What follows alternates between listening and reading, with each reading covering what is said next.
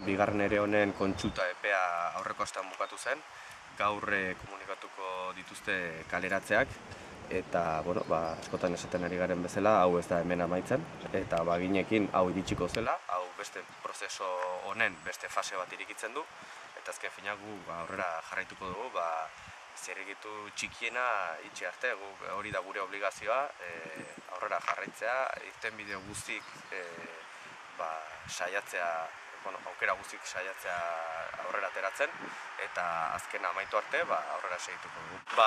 Nik egia esan indarra asko ikusten ditut, elkartasun asko ikusten dut, eta hori horrela den bitartean, hori da motorra, ezta? Azkenen langileek aurrera jarraitzeko lehenengo gauza hori behar da.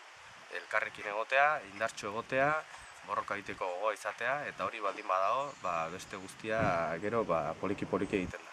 Gauz bada kaleratzeak gaur komunikatzea, eta beste gauz bada hau hemen gaur bukatzea, ezta? Eta hori ez daula.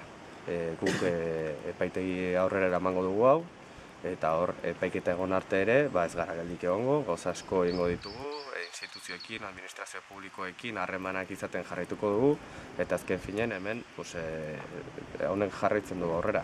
Eta enpresak ikusten duenean, hau berak uste duena, baina askoz ere zailago edukiko duela eta askoz ere garestiago aterako zaiola, beti edukiko du aukera plan hau atzera botatzeko, eta beti edukiko du aukera gurekin benetazko adostasun batera iristeko.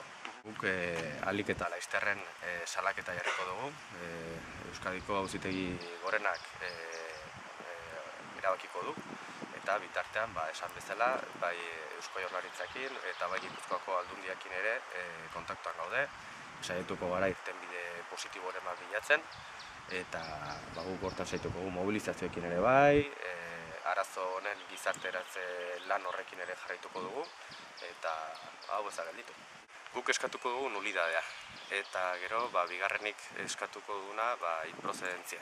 Baina guk uste dugu demostratu halko dugula enpresak ez duela inongo borondaterik eduki negoziatzeko, eta beraz pentsatzen dugu nulidadea oso posible dela ematen.